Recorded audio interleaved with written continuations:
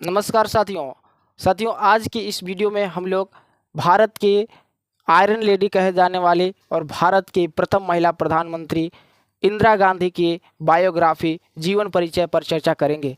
साथियों, उन्होंने कहा था कि यदि मैं आज मर जाऊं तो मेरे खून की हर बूंद देश को ताकत देगी। तो उन्हीं के आज जीवन परिचय और उनके कार्यकाल का हम लोग विश्लेषण करने वाले हैं और यह देखेंगे कि जो उनका कार्यकाल था और आज नरेंद्र मोदी का कार्यकाल है, उनके कार्यकाल को तुलना किया जा सकता है कि नहीं। उन्होंने पाकिस्तान को दो टुकड़े किए, पूर्वी पाकिस्तान को उन्होंने बांग्लादेश के रूप में जन्म दिया। तो चलिए उस आयरन लेडी की जीवन गाथा पर हम लोग विचार करते हैं और विश्लेषण करते हैं। चलिए उनके सबसे पहले हम लोग पिताजी से रूबरू होते हैं। उनका पिता का नाम जो है पंडित नेहरू था, डॉक्टर पंडित जवाहरलाल नेहरू, जिनका जीवन काल 1889 से 1964 तक रहा। और इस पर हम लोग इंदिरा गांधी भारतीय जवाहरलाल नेहरू की बेटी थी। नेहरू भारत के पहले प्रधानमंत्री व उन घटनाओं के प्रमुख व्यक्ति थे जिनके कारण भारत को स्वतंत्रता मिली थी। पंडित नेहरू ने भी अपने स्वतंत्रता के लिए कई अपने जो है बदलाव लाए थे, सामाजिक क्रांति में भाग लिए थे, इसलिए स्वतंत्रता सेनानी के रूप में इन्हें भी जाना जाता है। प्रधानमंत्री के रूप में अपने कार्यकाल के दौरान इंदिरा गांधी ने अपने पिता के साथ मिलकर काम किया। 1964 में जब उनका निधन हुआ तो यह असमंजस की स्थिति थी कि उनका स्थान कौन लेगा। जब नेहरू का मृत्यु हो जाता है 1964 में, तब जो है उनके विरासत को कौन संभाले, इसके लिए जो है एक असमंजस की स्थिति बन जाता है।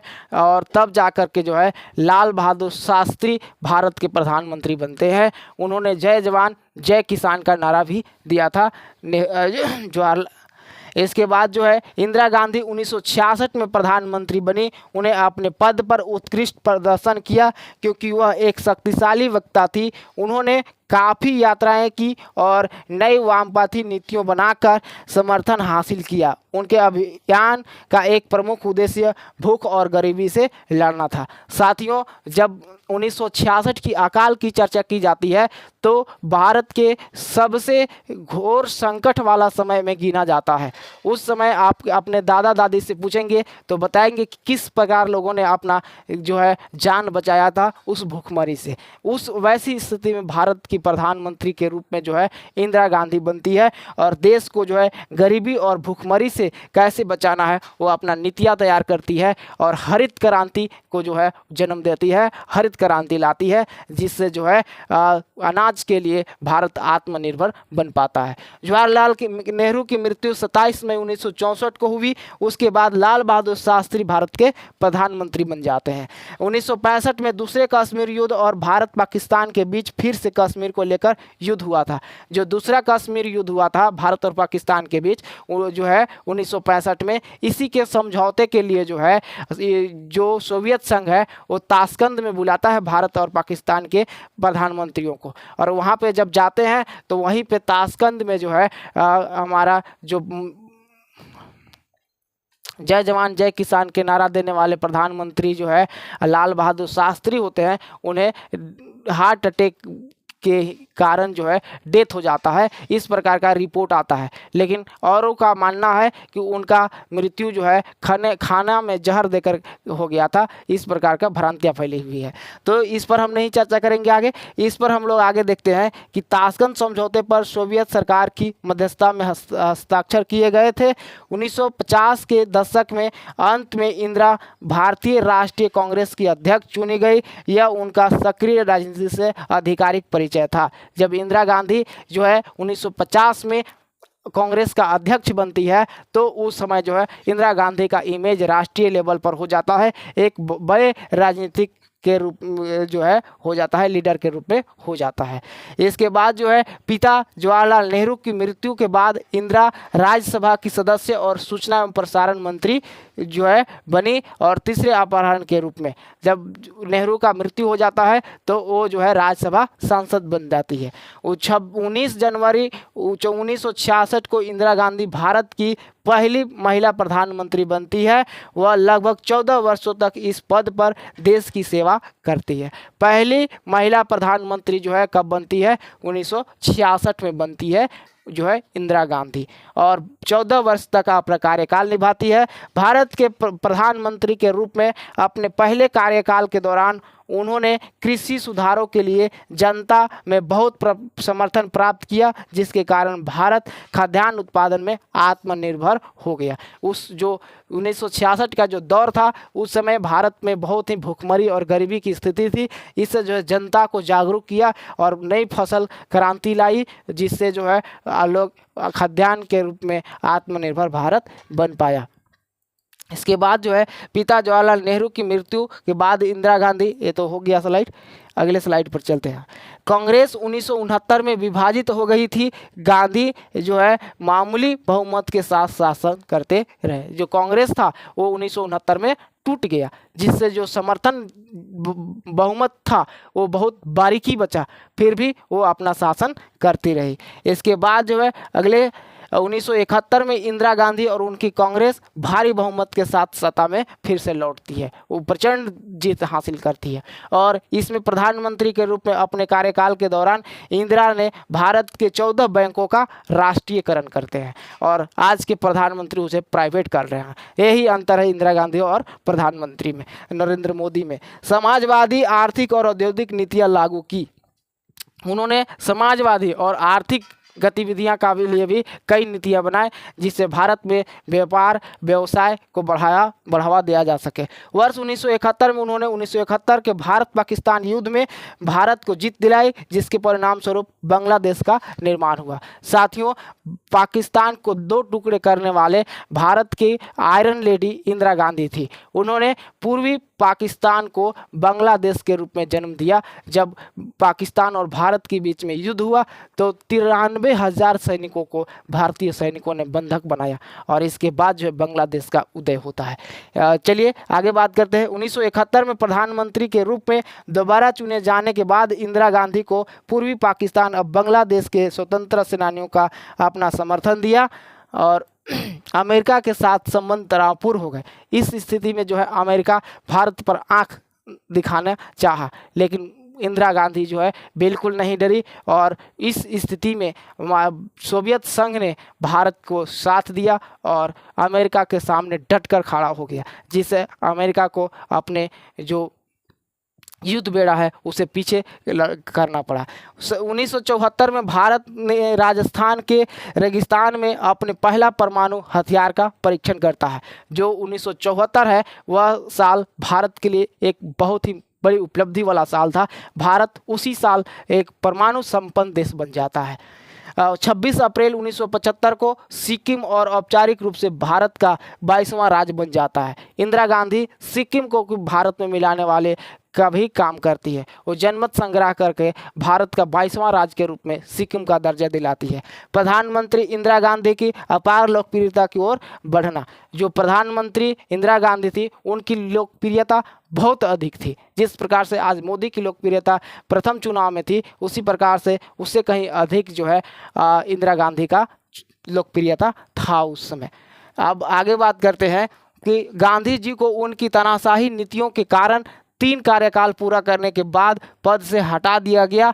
उनमें से एक 21 महीने की आपातकाल की स्थिति भी शामिल थी, जिसमें भारतीयों के संवैधानिक अधिकारों को प्रतिबंध कर दिया गया था। साथियों, इंदिरा गांधी जो देश चलाती थी वो बहुत ही ख्याति प्राप्त की थी, बहुत अच्छे चला रही थी, लेकिन उनके कार्यकाल को कुछ तानाशाह के रूप में भी जाना जाता है। वो कुछ निर्णय ऐसे लिए जो लोगों के लिए अच्छे नहीं थे, इसलिए उन्हें तानाशाह के रूप में भी कहा जाता है। और वैसे स्थिति में उन्होंने नेशनल इमरजेंसी, राष्ट्रीय आपातकाल घोषित कराया था, आपातकाल लागू किया था, जिससे 21 महीने में भारत के लोगों का जो मौलिक अधिकार होता है उस पर आक्रमण हुआ था। इसलिए इसकी आलोचना आज प्रत्येक विपक्षी दल, कांग्रेस के विपक्षी दल जो है करते हैं कि इंदिरा गांधी ने अपने स्वार्थ के लिए जो है नेशनल इमरजेंसी लगाई थी।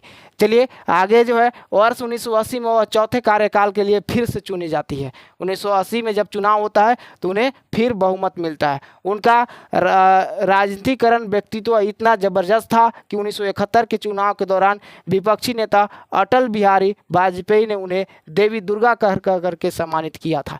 आज के विपक्षी और सत्ताधारी पक्ष दोनों एक दूसरे को क्या करते हैं, गालियां देती हैं, लेकिन उस समय के जो विपक्षी पार्टी थी भारतीय जनता पार्टी के जो मुख्य नेता अटल बिहारी वाजपेयी थे, उन्होंने उन्हें माँ दुर्गा कह करके सम्मानित किया था, उनके जज्बा को और उनके कार्यों को देख करके। इंदिरा गांधी को चुनावी कदाचार, उनमें जो है कदाचार का भी आरोप लगा था। इलाहाबाद हाई कोर्ट जो है संसद से प्रतिबंध कर दिया, उन्हें जनता के समर्थन के आधार पर पुनः उनका अपना स्थान दिलाया गया। इसके बाद 12 जून 1975 को इलाहाबाद उच्च न्यायालय ने चुनावी कदाचार के आधार पर इंदिरा गांधी के लोकसभा चुनाव को रद्द कर दिया। इसके बाद जो है इंदिरा गांधी की कांग्रेस पार्टी में 1977 में आम चुनाव का आह्वान किया, लेकिन विपक्षी दलों के गठबंधन जनता पार्टी के हाथों उसे अपमानजनक चुनावी हार का सामना करना पड़ा। ये पहली दौर था जब कांग्रेस जो है भारतीय राजनीति के सत्ता से अलग हुई थी और यहाँ पे जनता पार्टी का बहुत मत मिला था और इसमें जो है मोरारजी देसाई पहले गैर कांग्रेसी प्रधानमंत्री बने थे। उन्होंने जब प्रधानमंत्री बना तो जो नेशनल इमरजेंसी 1975 में लागू थी उसकी जांच बैठाई और जांच के दौरान जब कुछ मिला तो इंदिरा गांधी और संजय गांधी दोनों को जो है कैद कर लिया गया था, जेल में डाल दिया गया था। अगले एक प्रधानमंत्री के रूप में इंदिरा गांधी की क्या उपलब्धियां थी, उनकी कुछ उपलब्धियां की चर्चा करते हैं। बांग्लादेश का निर्माण, उन्होंने पूर्वी पाकिस्तान को जो है बांग्लादेश के रूप में जो है निर्माण कराया पाकिस्तान से युद्ध करके। हरित क्रांति, जो भारत खाद्यान्न के लिए दूसरे देशों पर निर्भर था, जो गेहूं आती थी यूएसए से आता था सुअर के खाने वाले, उस पर जो है रोक लगाया और भारत के किसानों में हरित क्रांति के लिए प्रचार प्रसार कराया और खाद्यान्न में आत्मनिर्भर बनाया। जो है बैंकों का राष्ट्रीयकरण, 14 बैंकों का राष्ट्रीयकरण जो है इंदिरा गांधी अपने कार्यकाल में कराती है। संविधान में 42वां संशोधन अर्थात लघु संविधान, जिसे 1976 अधिनियम कहा जाता है, वो की बहुत सारे चीज़ें जो है उन्होंने संविधान में अपने कार्यकाल में ऐड किए और संशोधन किए। पोखरण 1 स्माइलिंग बुद्धा, भारत का पहला परमाणु परीक्षण जो है अपने कार्यकाल में प्रधानमंत्री इंदिरा गांधी कराती है और परमाणु संपन्न राष्ट्र बनाने में भारत के प्रथम महिला प्रधानमंत्री इंदिरा गांधी का हाथ होता है। और आगे पंजाब में राष्ट्रवाद, उग्रवाद का नियंत्रण, जो पंजाब में उग्रवाद का जो स्थिति थी उस पर नियंत्रण जो है प्राप्त करने में कामयाब होती है। भारतीय जो है कांग्रेस में हाई कमान संस्कृति, भारतीय राष्ट्रीय कांग्रेस भारत के बाजार को खोलने की दिशा में पहला कदम, जो भारत का विदेश नीति था, व्यापार नीति था, उसमें बहुत कड़े प्रतिबंध थे, उसको जो है थोड़ा कम करके इंदिरा गांधी भारत के बाज़ार को जो है विश्व लेवल पर खोलती है, जिससे भारत में लोग अपना व्यापार करके जो है लोग भारत के लोगों को भी फायदा हो। और सब्सिडी का भी शुरुआत जो है इंदिरा गांधी का दिन है, जो आज कई चीज़ें में सब्सिडी हमें मिलती है, तो सब्सिडी श्रृंखला का शुरुआत भी उन्हीं का था। और आगे जो है operation blue star Indira Gandhi का ही जो है उपलब्धि है। विदेश नीति, दक्षिण एरिया, पूर्व मध्य एशिया प्रांत, अफ्रीका, आर्थिक नीति, हरित क्रांति और चौथे पंचवर्षीय योजना, आपातकाल की स्थिति और 5वीं पंचवर्षीय योजना ऑपरेशन फॉरवर्ड और 6ठी पंचवर्षीय योजना महंगाई और बेरोजगारी, ये सब पर भी उनकी उपलब्धियां थी। अंतर्राष्ट्रीय नीति, राष्ट्रीयकरण, प्रशासन, सामाजिक सुधार, भाषा नीति और राष्ट्रीय सुरक्षा उनका प्रमुख उपलब्धि थी। अब परंपरा की बात कर लेते हैं। इंदिरा आवास योजना ग्रामीण गरीबों के लिए केंद्र सरकार का कम लागत वाला आवास कार्यक्रम उनके नाम पर रखा गया। दिल्ली के हवाई अड्डे का नाम इंदिरा गांधी अंतर्राष्ट्रीय हवाई अड्डा उनके सम्मान में है। दुनिया का सबसे बड़ा विश्वविद्यालय इंदिरा गांधी राष्ट्रीय मुक्त विश्वविद्यालय का नाम भी उन्हीं के नाम पर रखा गया है। भारतीय राष्ट्रीय कांग्रेस ने 1985 में राष्ट्रीय एकता के लिए वार्षिक इंदिरा गांधी पुरस्कार पुरस्कार की स्थापना की, जो उनकी पुण्यतिथि पर उनकी स्मृति दिया जाता है। इंदिरा गांधी मेमोरियल ट्रस्ट ने वार्षिक इंदिरा गांधी पुरस्कार का भी गठन किया है।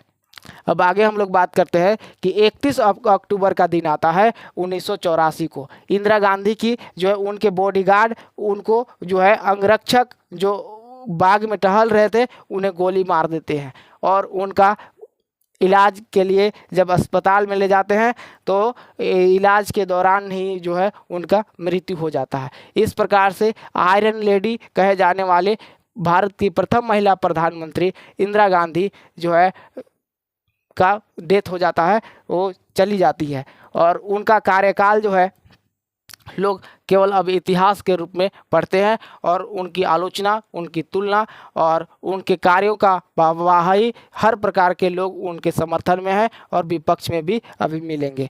उन्होंने कहा था, अगर मैं आज मर जाऊं तो मेरे खून की हर बूंद देश को ताकत देगी। 67 और से 74 तक उन्होंने एक मजबूत भारतीय देशभक्त के रूप में देखा गया। उन्हें अपने नव स्वतंत्र राष्ट्र को मजबूत करने के लिए महत्वपूर्ण कदम उठाए। इंदिरा गांधी एक मजबूत देशभक्त थी, लेकिन साथ ही एक बेहद दोषपूर्ण लोकतंत्रवादी भी थी। उन्होंने अपने देशभक्ति दिखाने के लिए गलत तरीके चुने। इंदिरा गांधी के बारे में कई मिश्रित भावनाएं हैं। कुछ लोग उन्हें एक भारतीय नायक के रूप में देखते हैं, जबकि अन्य उन्हें एक क्रूर सत्ता के भूखे तानाशाह के रूप में देखते हैं। बावजूद इसके भारत के इतिहास में उनका बहुत बड़ा प्रभाव था। साथियों, जो नेशनल इमरजेंसी था वो जो है इंदिरा गांधी का कार्यकाल को तानाशाह के रूप में देखा जाता है। बाकी उनका जितने भी योगदान भारत के लिए रहा वो अभूतपूर्व और कल्याणकारी रहा। इसलिए इंदिरा गांधी का जो टक्कर का प्रधानमंत्री आज तक किसी ने नहीं हुआ और उनके तुलना किसी से नहीं की जा सकती है। नरेंद्र मोदी एक सांस्कृतिक धर्म के आधार पर राजनीति करने वाले नेता हैं, उनका तुलना इनसे कभी नहीं की जा सकती है। चलिए, अगर आपको वीडियो पसंद आया हो तो वीडियो को लाइक करें, अपने दोस्तों के साथ शेयर करें और चैनल पर नए हो तो चैनल को सब्सक्राइब करें और आप अपने विचार को कमेंट बॉक्स में ज़रूर प्रेषित करें। चलिए, वीडियो को अंत तक देखने के लिए आप सबों को बहुत बहुत धन्यवाद। जय हिंद, जय भारत।